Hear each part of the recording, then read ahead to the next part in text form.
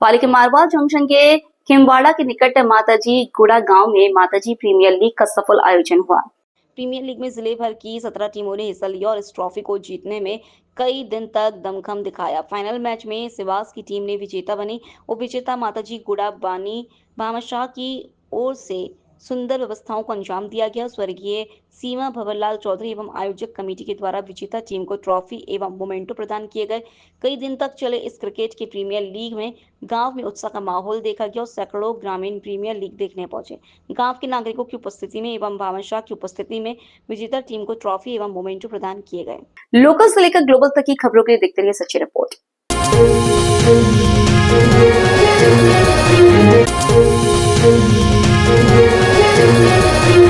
सिवाना उपखंड के रमनिया गांव में चामुंडा माता जी के मंदिर के समस्त 5 लोड राजपुरोहित समाज की तरफ से मंदिर का निर्माण कर प्राण प्रतिष्ठा महोत्सव का शुभारंभ किया जा रहा है। इस प्राण प्रतिष्ठा के शुभ अवसर पर 28 तारीख बुधवार को जल कलश यात्रा निकाली गई।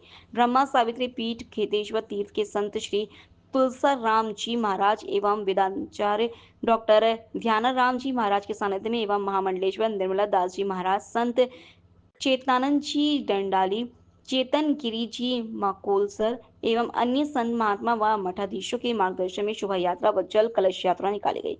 इस अवसर पर हजारों की संख्या में रमनिया गांव के साथ सैकड़ों गांवों के राजपुरोहित समाज के बंधुगण व माताएं बहनें भारी संख्या में शोभा यात्रा में मंगल गीत गाती हुई समारोह की शोभा बढ़ा रही थी। लोकल से लेकर ग्लोबल तक की खबरों के लिए देखते रहिए सच्ची रिपोर्ट।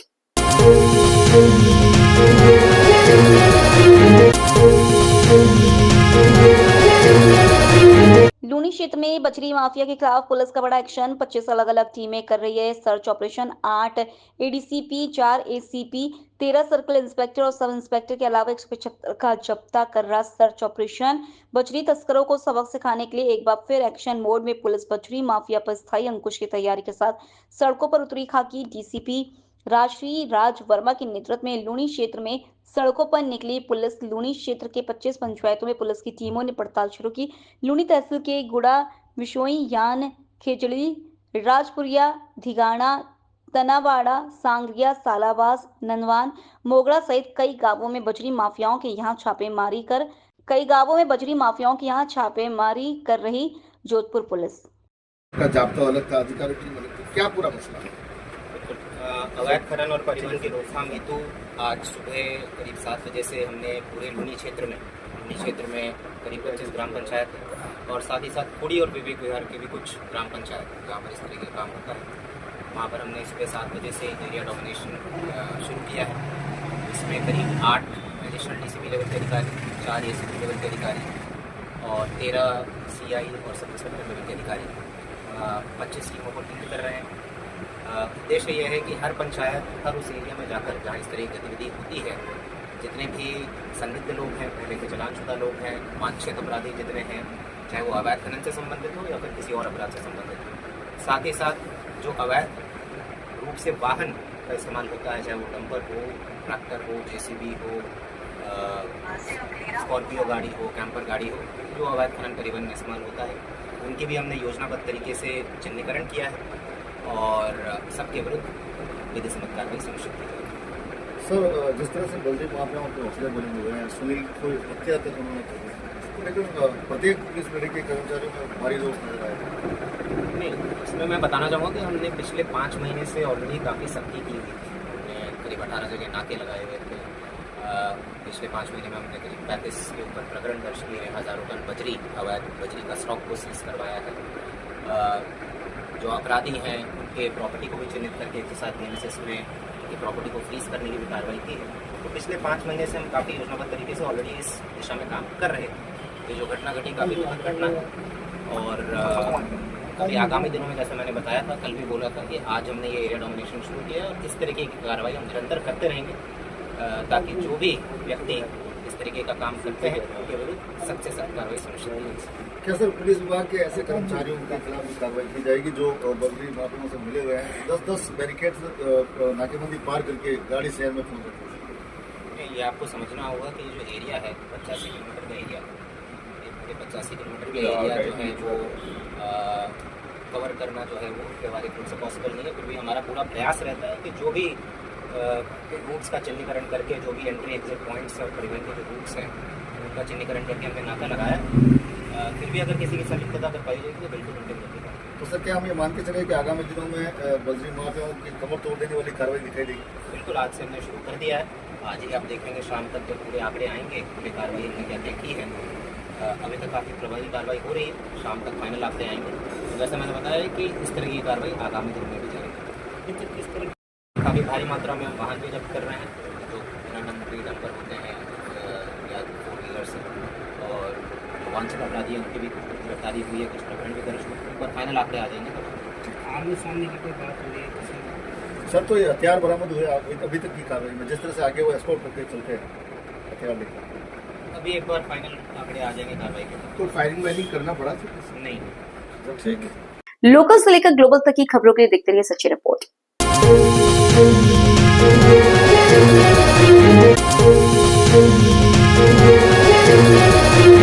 मदुरई तमिलनाडु मंदिरों की नगरी से प्रख्यात मीनाक्षी देवी मंदिर के पास श्री मदुराई राजस्थानी सेवा समाज ट्रस्ट द्वारा श्री अम्बे माता जी मंदिर की प्राण प्रतिष्ठा का 3 दिवसीय कार्यक्रम का शुभारंभ जल यात्रा व पूजन वैदिक मंत्रोच्चार से किया गया। प्रवासी राजस्थानी प्रवक्ता दिनेश सालगीचा ने बताया कि कार्यक्रम के अनुसार सुबह में मंदिर प्रांगण में प्रायश्चित संकल्प विधि विधान कर जल यात्रा का शुभारंभ किया गया, जिसमें आगे अखंड ज्योत, शहर की कन्या सिर पर कलश धारण किए रथ पर देवी देवताओं की मूर्ति लिए लाभार्थी परिवार विशेष रथों पर संत महात्मा विराजमान हुए सहित गाजे बाजे व ढोल नगाड़ों के साथ नृत्य करते युवा वर्ग पारंपरिक राजस्थानी वेशभूषा धारण किए पुरुष व महिलाएं बच्चों के साथ अम्बे मां के जयकारे जयघोष लगाते हुए यात्रा की शोभा बढ़ा रही थे। जल यात्रा शहर के चारों मासी स्ट्रीट होते हुए मंदिर प्रांगण में आकर संपन्न हुई। बीच रास्ते में शहर के लोगों ने फूलों से यात्रा का स्वागत किया, साथ ही पंचांग पूजन व मंडप प्रवेश करवाया। देव आह्वान, पूजा, मूर्ति जलाधिवास, धान्याधिवास हुए। कल 30 मई को देव पूजन, अग्नि स्थापन, हवन, मूर्ति विभिन्न अधिवास संपन्न, देवनगर भ्रमण, शाधिवास अगले अंतिम दिन 31 मई को देव पूजन, हवन, न्यास, मूर्ति प्राण प्रतिष्ठा कर मंदिर शिखर पर लाभार्थी परिवार की ओर से गाजे बाजे के साथ ध्वजा व कलश स्थापित किया जाएगा। लोकल से लेकर ग्लोबल तक की खबरों के लिए देखते रहिए सच्ची रिपोर्ट।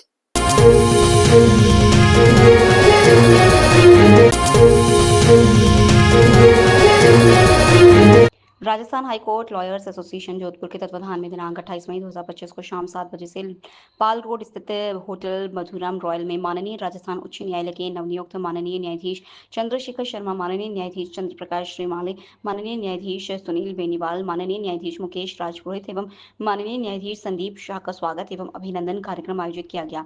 एसोसिएशन के अध्यक्ष आनंद पुरोहित एवं अन्य पदाधिकारियों एवं वरिष्ठ अधिवक्ताओं द्वारा कार्यक्रम के मुख्य अतिथि माननीय मुख्य न्यायाधिपति मनेंद्र चौहान श्रीवास्तव एवं नवनियुक्त न्यायाधीश गण का जोधपुरी रवायत के अनुसार साफा पहनाकर माल्यार्पण कर एवं पुष्पगुच्छ भेंट कर सम्मान किया गया।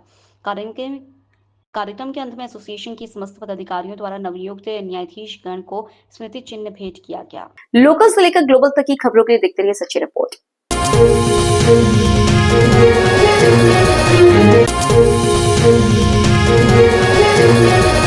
पशुपालन, डेयरी एवं देवस्थानम विभाग के कैबिनेट मंत्री जोराराम कुमावत ने पाली दौरे के दौरान जिले में संचालित पेयजल परियोजनाओं की गहन समीक्षा करते हुए अधिकारियों को निर्देश दिए कि सभी कार्य निर्धारित समय सीमा के भीतर पूर्ण हो और गुणवत्तापूर्ण हो। उन्होंने कहा कि प्रदेश सरकार का प्राथमिक लक्ष्य है हर नागरिक को स्वच्छ, सुरक्षित और निर्बाध पेयजल उपलब्ध कराना। मंत्री कुमावत ने कहा कि पेयजल की उपलब्धता सीमित है और इसका उपयोग केवल घरेलू कार्यों तक ही सीमित रहना चाहिए। यदि कोई व्यक्ति पेयजल का उपयोग कृषि या व्यावसायिक उद्देश्यों में करता पाया जाता है तो उसके खिलाफ कार्रवाई करें। मंत्री ने जल जीवन मिशन के अंतर्गत प्रगतिरत कार्यों की समीक्षा करते हुए कहा कि जल जीवन मिशन के कार्यों को पूरी पारदर्शिता और गुणवत्ता के साथ तेजी से पूर्ण किया जाए। लोकल से लेकर ग्लोबल तक की खबरों के लिए देखते रहिए सच्ची रिपोर्ट।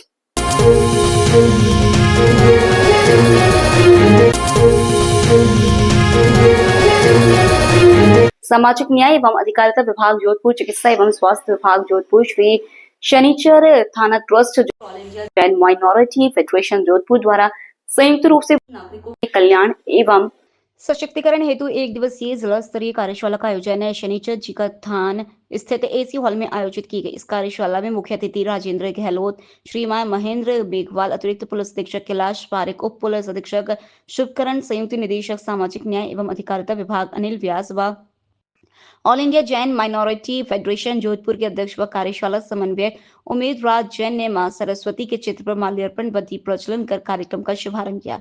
वरिष्ठ नागरिकों को स्वस्थ, खुशहाल, सशक्त, सम्मानजनक व आत्मनिर्भर बनाने के उद्देश्य से योग का प्रशिक्षण दिया गया। वरिष्ठ नागरिकों की सुरक्षा व निगरानी सुनिश्चित करने व त्वरित सहायता प्रदान करने बाबत पुलिस विभाग की जिम्मेदारियों से अतिरिक्त पुलिस अधीक्षक द्वारा विस्तृत में अवगत कराया गया। चिकित्सा एवं स्वास्थ्य विभाग द्वारा संचालित 70+ उम्र के बुजुर्गों के लिए आयुष्मान व्यय वंदना कार्ड के बारे में समन्वयक उमेद राज जैन ने विस्तृत जानकारी प्रदान करते हुए उपस्थित पात्र बुजुर्गों के आयुष्मान व्यय वंदना कार्ड बनाए गए। उमेद राज जैन आज सरकार की एक अनुकरणीय पहल बुजुर्गों के लिए यहाँ सामाजिक न्याय एवं अधिकारिता विभाग, चिकित्सा एवं स्वास्थ्य विभाग और all India Jain minority federation और शनिश्चर जी का थान ट्रस्ट के संयुक्त रूप से आज प्रयास से जो सरकार की मंशा, जो जिला प्रशासन की मंशा, जो सामाजिक न्याय एवं अधिकारिता विभाग की मंशा के अनुसार आज वरिष्ठ नागरिकों के कल्याण और सशक्तिकरण के बाबत जो कार्यशाला का आयोजन किया गया, उसमें बुजुर्ग कैसे स्वस्थ रह सके, बुजुर्ग कैसे सुखी रह सके, बुजुर्ग कैसे आत्मनिर्भर रह सके और बुजुर्ग आत्मसम्मान से कैसे जी सके, इन सब चीजों का एक समावेश करते हुए विभिन्न योजनाओं और विभिन्न कार्यक्रमों के माध्यम से बुजुर्गों को आज यहाँ बहुत प्रोत्साहित किया गया।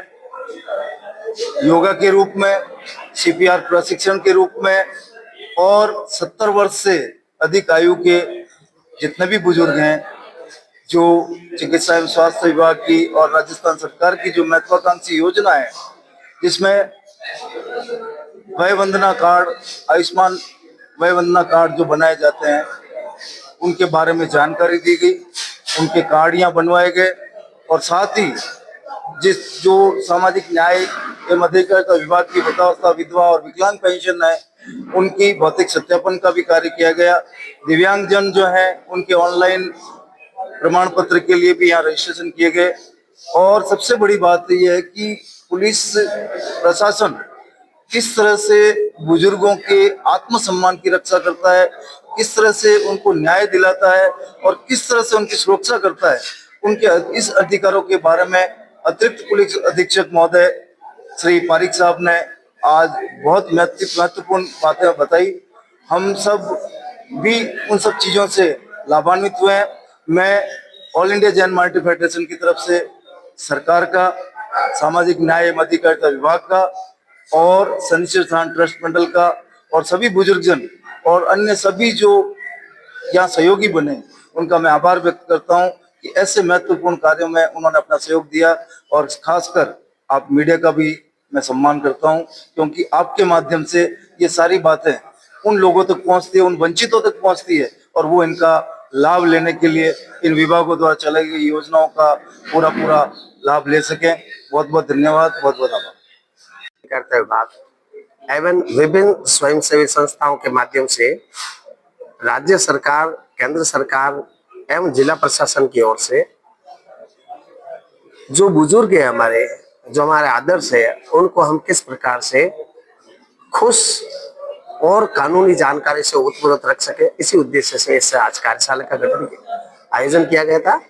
और इसके अंदर जिला प्रशासन, पुलिस प्रशासन, जो हमारे मार्गदर्शक राज्यसभा के सांसद आदरणीय राजेंद्र जी गहलोत साहब, सब इन बुजुर्गों के साथ आज सानिध्य में रहे और उन्हें उनके अधिकारों, उनके स्वास्थ्य संबंधी जानकारियां एवं वरिष्ठ नागरिकों का जो सामाजिक न्याय अधिकारिता विभाग का कानून है, उससे संबंधित जानकारियों से उनको अवगत कराया। साथ ही साथ एक खुशनुमा माहौल उनको हम किस प्रकार से दे सकते हैं, इसी के साथ हम सारे सम्मिलित हुए।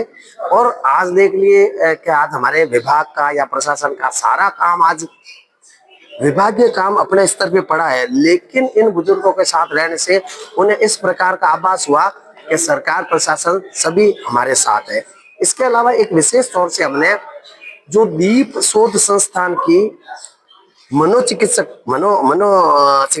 डॉक्टर चंद्रकला गोस्वामी को हमने बुलाया और उनको भी इन लोगों की मानसिक स्थिति कैसे सुदृढ़ बन सके इस और हमने आज विशेष तौर से ध्यान दिया।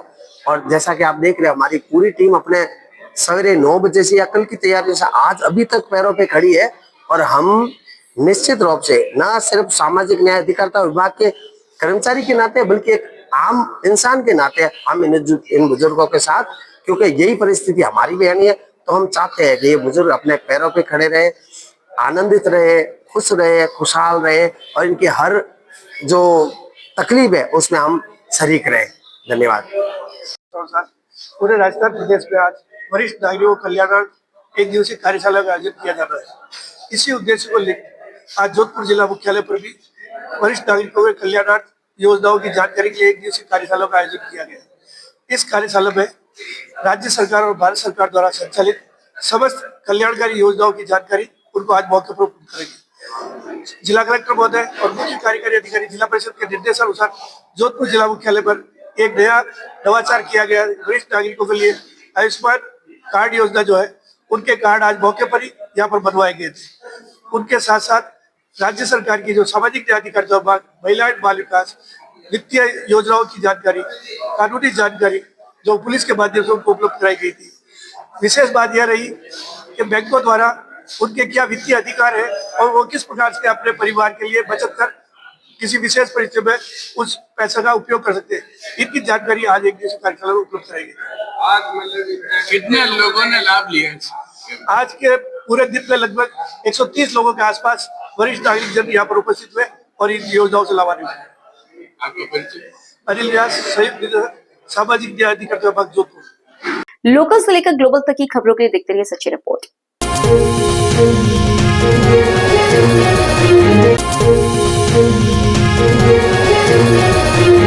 राष्ट्र सेविका समिति जोधपुर प्रांत के आदर्श विद्या मंदिर स्कूल में चल रहे प्रशिक्षण वर्ग में हिस्सा ले रही प्रांत भर की सेविकाओं ने शहर में पथ संचलन निकाल अनुशासन के साथ शौर्य व पराक्रम का संदेश दिया। लोकल से लेकर ग्लोबल तक की खबरों के लिए देखते रहिए सच्ची रिपोर्ट। प्रांत कार्यवाहिका डॉक्टर सुमन रावलोत ने बताया कि संचलन में सेविकाएं पूर्ण गणवेश में भगवा ध्वज के साथ घोष की लय पर कदम ताल मिलाते हुए महेश स्कूल से निकलकर शनिचर थान जालोरी गेट गोल बिल्डिंग से बी रोड होते हुए 5वीं रोड गीता भवन से पुनः उद्गम स्थल पर जाकर संपन्न हुआ। प्रशिक्षण वर्ग की अधिकारी सरोज न्योल ने बताया कि वर्ग में सेविकाओं का मार्गदर्शन करने आई अखिल भारतीय सह घोष प्रमुख प्राची पाटिल ने कहा कि राष्ट्र सेविका समिति का मुख्य उद्देश्य भारतीय स्त्रियों को शारीरिक, बौद्धिक और नैतिक रूप से सशक्त बनाना है ताकि वे राष्ट्र निर्माण में अपना योगदान दे सके। समिति का उद्देश्य स्त्री शक्ति को पहचाने और महिलाओं को राष्ट्र धर्म की सेवा के साथ राष्ट्र निर्माण में उनका विकास राष्ट्र के विकास में सहायक होगा। समिति महिलाओं के शारीरिक स्वास्थ्य, बौद्धिक क्षमता और मनोबल को बढ़ाने के लिए इस प्रकार वर्ग लगता है जिनमें महिलाओं के साथ बालिकाओं का हर प्रकार का व्यक्तित्व निर्माण और विकास होता है। साथ ही समिति महिलाओं को भारतीय संस्कृति और सांस्कृतिक मूल्यों से जोड़कर उन्हें राष्ट्र के प्रति समर्पित बनती है और हमारा उद्देश्य भी है।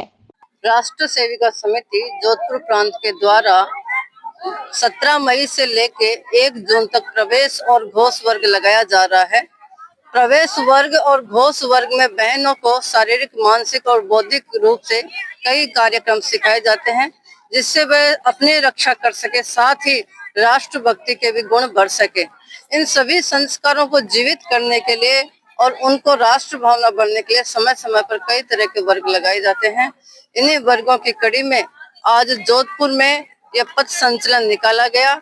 इस पथ संचलन में पश्चिमी राजस्थान के 21 जिलों से 238 बहनें भाग ले रही है और ये सभी बहनें सुबह जल्दी उठती हैं और कठोर दिनचर्या का पालन करते हुए दिन भर कुछ न कुछ शारीरिक, मानसिक कार्यक्रम करती रहती हैं और अपने शारीरिक और मानसिक बौद्धिक को परिपक्व कर रही हैं। इसी कड़ी में आज ये पथ संचलन निकाला गया जिसमें विविध संगठनों ने इनका भव्य स्वागत किया और इनका उत्साह वर्धन किया और ऐसा ही कार्यक्रम 31 मई को होगा जिसमें इनका समापन होगा और उस समापन में इन्होंने जो 15 दिन में सीखा उन सबका प्रात्यक्षिक भी किया जाएगा। लोकल से लेकर ग्लोबल तक की खबरों के लिए देखते रहिए सच्ची रिपोर्ट।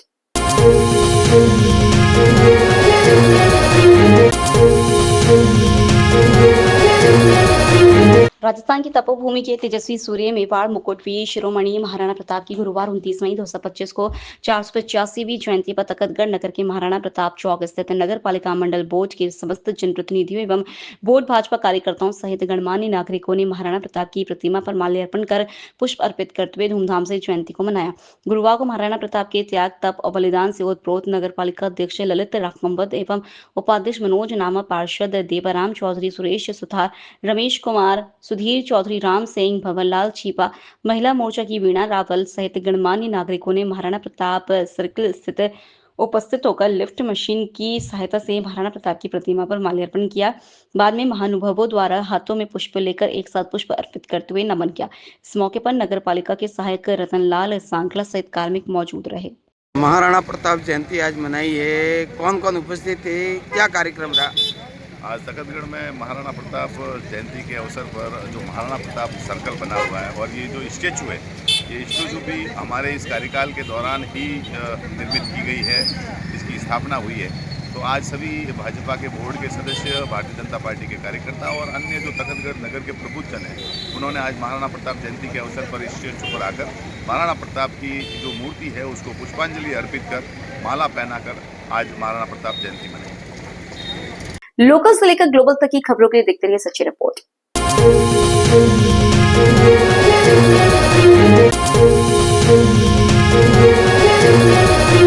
पाली के जाड़न निकट सड़क हादसे में सिर में चोट लगने से देवलोक गमन हुए जैन संत आचार्य पुंडरीक रत्न सुरेश्वर की गुरुवार सुबह शहर के विवेकानंद सर्किस के पास स्थित समुद्र विहार से बेकुंडी निकाली गई, जिसमें सैकड़ों जैन समाज बंधु संत के जयकारे लगाते हुए पैदल चल रहे थे। पूरे रास्ते जैन समाज के लोग संत के जयकारे लगाते हुए चल रहे थे। शहर के समुद्र विहार से रवाना हुई संत की अंतिम यात्रा मानपुरा भाकरी स्थित श्री जीरावाला पार्श्वनाथ जैन मंदिर पहुंची, जहां मंदिर की जमीन पर संत का अंतिम संस्कार किया गया। इस दौरान कईयों की आंखें नम हो गई। भविष्य में यहाँ संत का मंदिर भी बनाया जाएगा। इससे पहले समुद्र विहार में संत की पार्थिव देह को मुखाग्नि देने, कंधा देने, लोटिया, शॉल ओढ़ने आदि की बोलियां बोली गई, जिसमें जैन समाज बंधुओं ने बढ़ चढ़ कर हिस्सा लिया। संत की अंतिम यात्रा में महाराष्ट्र, गुजरात से भी बड़ी संख्या में जैन समाज के लोग पहुंचे। बता दें कि बुधवार की सुबह जैन संत आचार्य पुंडरीक रत्न सुरेश्वर अन्य संतों के साथ MITS कॉलेज से विहार होते हुए पैदल जा रहे थे। लोकल से लेकर ग्लोबल तक की खबरों के लिए देखते रहिए सच्ची रिपोर्ट।